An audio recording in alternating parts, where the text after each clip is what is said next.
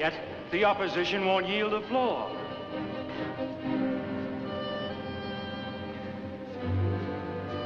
Get them to call that vote. Why, Davy, I didn't expect you back for a week. I know. Now, Davy, if you're worried about the Indian bill, it's all over. They've already passed it. They'll have to change their minds. I'm warning you, Crockett. Go in there and you're committing political suicide. You know what I think about your kind of politics?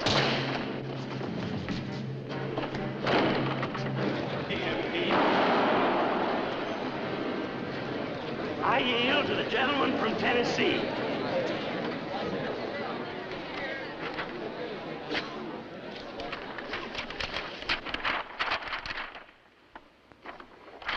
Mr. Speaker, fellow members of the Congress of these United States, I've stood before you a good many times in fights and fun, and we've had a laugh or two for the good of the country and our own digestions. But you can fold up your grins and put them away, for you'll hear no jokes from Davy Crockett today. You have before you something called an Indian bill. I don't aim to keep you here much longer arguing about it. You've had enough of that already. But before it comes to a vote, I just want to remind you of something. Expansion is a mighty fine thing. Sure, we gotta grow, but not at the expense of the things this country was founded to protect. The government's promises set out in the Indian treaties is as sacred as your own word. Expansion ain't no excuse for persecuting a whole part of our people because their skins is red and they're uneducated to our ways. And expansion ain't no excuse for taking Indian lands that was guaranteed to them. You wouldn't be doing the settlers no good voting for this bill. You'd only be making rich men out of the land grabbers and speculators that have been trying to get it passed. Now, just who are these scalawags? Well, one of them could be the president himself using this Congress for his own purpose. But I've known General Jackson for half of my born life, and I'm sure he's got nothing but the good of the country at heart. No, it's just a few thieving varmints hanging on by giving dinners and fancy parties, reaching for whatever they can get a hold of. But they're no count lot about as natural as flies around a molasses barrel. The real scallywags in this here capital of the brave and free is us, you and me. And I'm the worst of the lot. Reckon I've missed as many sessions as any of them, out shooting my mouth off when I should have been here tending to business. It's nobody's fault but our own if a bill like this gets passed. We got a responsibility to this strapping, fun-loving, britches-busting young bar cub of a country. We got a responsibility to help it grow into the kind of nation the good Lord meant it to be. If we rired up and showed that we were the kind of men our friends and neighbors figured we was when they sent us here, a bill like this would never live long enough to even get on our desk, let alone come to a vote.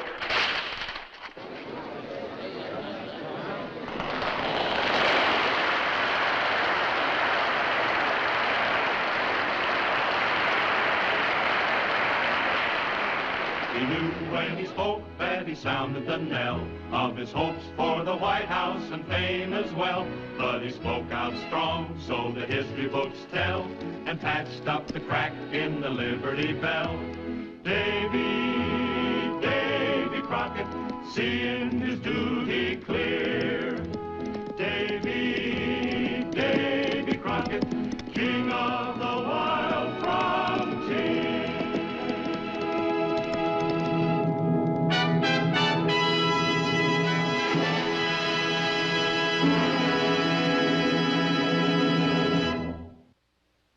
Next week from Fantasyland, we're happy to present the work of Kenneth Grahame, a most gifted and unique storyteller. Now here are a few preview scenes from two of his favorite stories. Walt Disney brings you the stories of two very special characters. One of these characters is a dragon, not one of the usual terrifying fire-eating dragons like this. No, this is about a different kind of dragon who loved to sing in the shower. In fact, he loved everybody. He was too kind-hearted to devour livestock and scourge the countryside the way ordinary dragons were supposed to do. This particular dragon's favorite pastime was poetry. Sweet little upside-down cake, cares and woes, you've got 'em. Poor little upside-down cake, your top is on your bottom. And this is the story of how the reluctant dragon had to learn to fight, and how he met Sir Giles, the famous dragon killer, in mortal combat.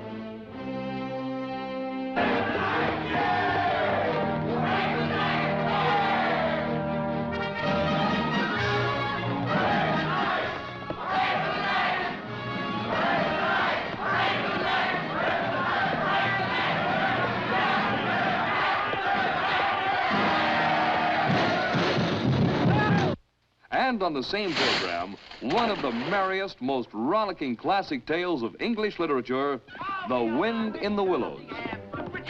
The Buckingham, already hamlet by the sea. Oh, are we on our way to Devonshire, to Lancashire, or Worcestershire? I'm not so sure, we'll have to wait and see. Oh, are we on our way to Dover, or flying merrily over the jolly old road that goes to Plymouth? Oh, no! We're verily on our way to nowhere in particular. In Wind in the Willows, you'll meet some of the maddest, happy-go-lucky characters ever conceived. There's Mr. Toad, owner of fabulous Toad Hall, who sometimes imagined he was a motor car. You'll meet Cyril, the gypsy horse. Yes, there's Mr. Rat and Moley, and all the other famous river folk from the story, as the eccentric Mr. Toad plunges the quiet English countryside into a merry scene of chaos.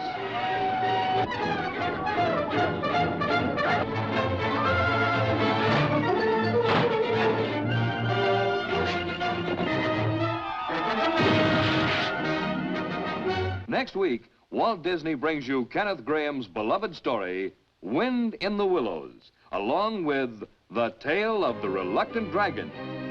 Next week, coming to you from Disneyland.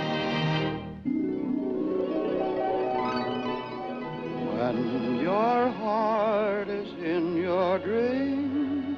For one of the most exciting evenings you have ever spent in a motion picture theater, join the millions now thrilling to Walt Disney's CinemaScope and Technicolor production of Jules Verne's 20,000 Leagues Under the Sea, starring Kirk Douglas, James Mason, Paul Lucas, and Peter Lorre. If it has not yet arrived at your favorite theater, watch for it.